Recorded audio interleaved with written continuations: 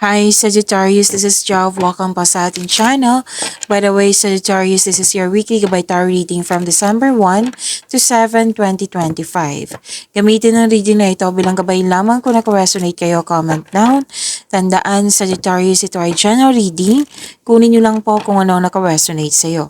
This is for you, Sagittarius.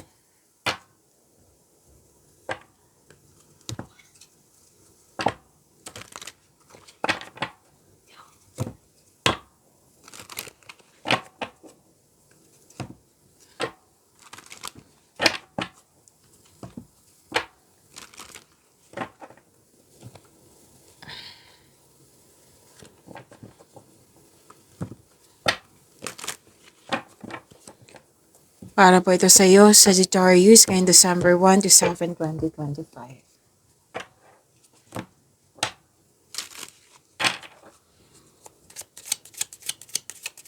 Angel number para kay Sagittarius ngayong December 1 to 7, 2025. Angel number 6. Your heart is your gift. You are natural born nurturer and have a great talent for helping and healing others.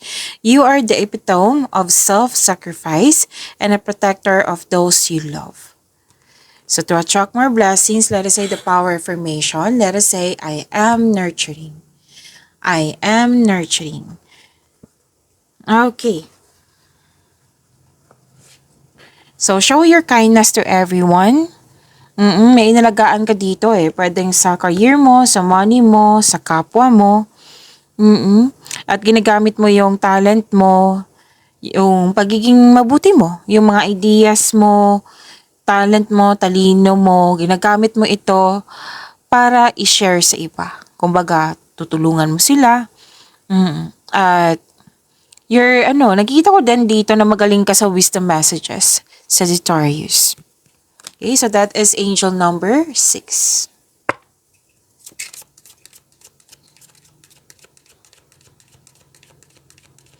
Maraming salamat po sa inyong patuloy na suporta sa mga nag-donate. Sa mga hindi nag-skip ng ads, maraming salamat po. Sa mga hindi pa nag-subscribe, subscribe na po kayo at click bell notification para malaman nyo na may bago tayong video. Para sa mga gusto magpa-reading po, comment po kayo ng personal reading. Again, comment kayo ng personal reading and check my reply sa comment section.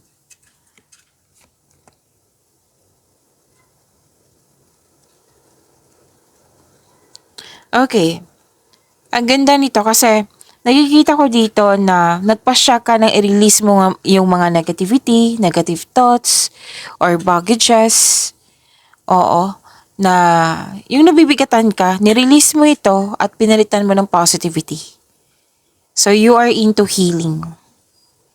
Okay?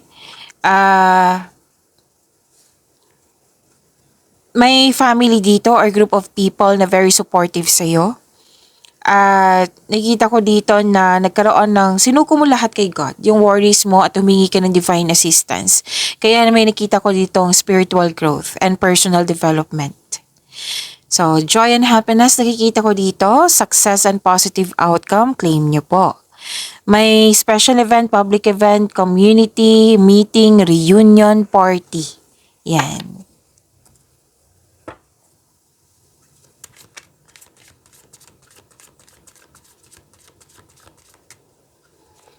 Energy ni Sagittarius ngayong December 1 to 7, 2025.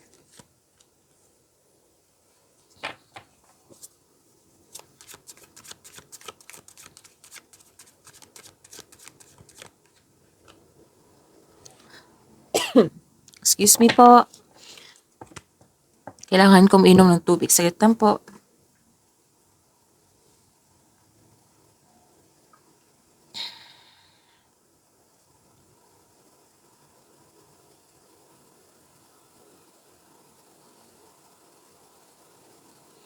Okay, so this is nurturing also. Wow.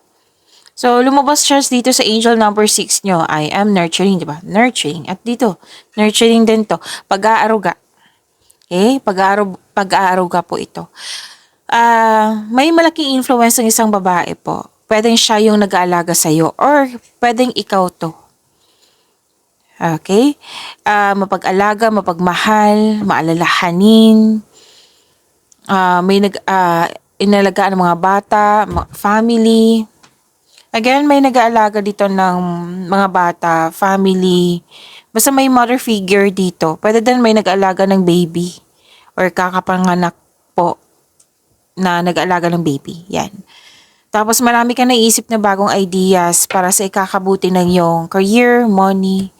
Yan. So, ang ilan sa inyo nag-enjoy sa home decoration, nag-spend time sa bahay. So, nag-clarify talaga from your here to here sa inyong tarot cards.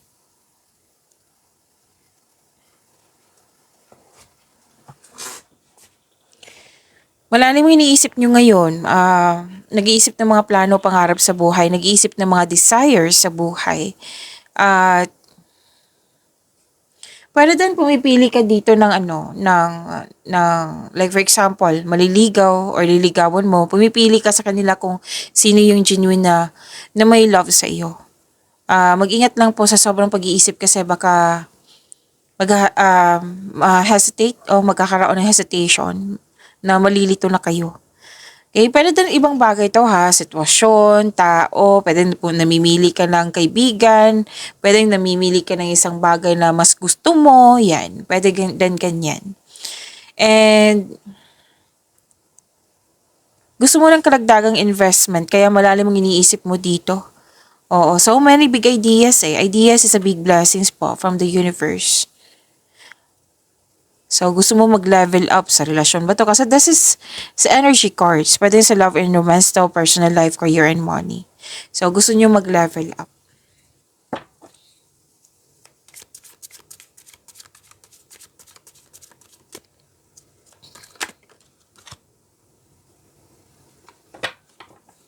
This is about your career and money in December 1 to 7, 2025.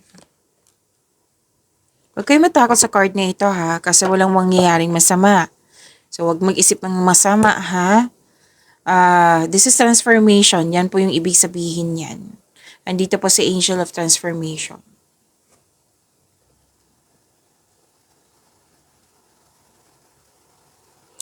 May parating na offer po, new opportunity or project na magbibigay sa iyo ng excitement. Tapos may very supportive na tao dito, boss, amo ba ito? Basta nag-offer sa iyo ng much needed support, pwedeng pagtaas ng posisyon or sweldo. Tapos may araw na stagnation, yung parang huminto ka, na puro ka, kasi nag-daydreaming ka dito eh. O, basta huminto ka. Tapos, sabi ng card dito, or pwede din boredom. So, sabi ng card, open your mind. Isipin niyo po yung inspiration niyo sa buhay para ma-motivate po kayo, para ma-enjoy mo yung mga ginagawa mo dyan. Tapos, makaka-receive din kayo ng mabuting balita po. May bago kang inspiration dito eh. Pwedeng bagong gamit, bagong kasamahan, bagong gamit sa bahay, yan. Bagong pet, yan. Pwede din ganyan.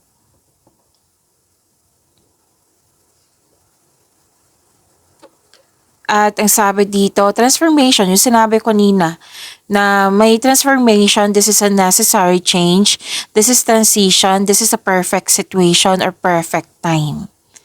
Okay? At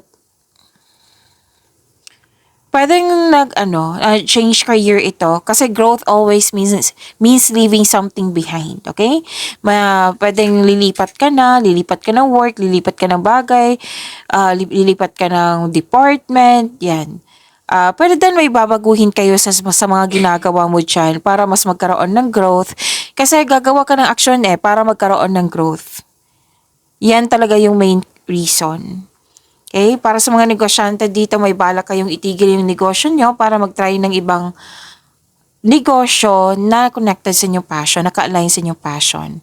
Pwedeng may end of contract, pwede din na, by the way, kung nag-alala kayo sa inyong kaperahan, huwag kayong mag-alala.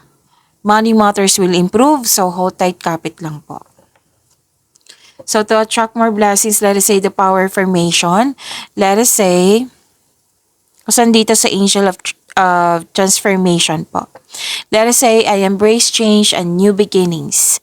I embrace change and new beginnings. Kung sa Tagalog pa kasi may nag-request po, yumakap ako sa pagbabago at sa mga bagong simula. Yumakap ako sa pagbabago at mga bagong simula.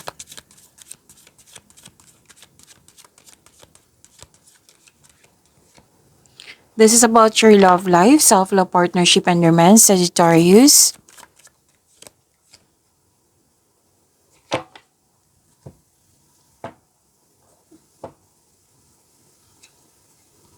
Nakikita ko dito, sa mga single dyan, may parating na partner na very mabilis or very aggressive or makulit. Posibleng bata pa ito or youthful pang attitude. Para sa mga relasyon sa buhay mag-asawa, excited kayo sa coming months sa inyo, anniversary, or any kind of celebration.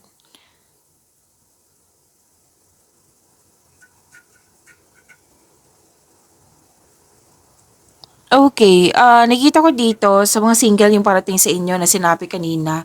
Sinabi ka sa dito, it might be this is about air signs or fire signs. Air signs is Gemini, Libra, and Aquarius. Fire signs is Aries, Leo, Sagittarius. Na very matalino, matagumpay, uh, very attractive siyang magsalita.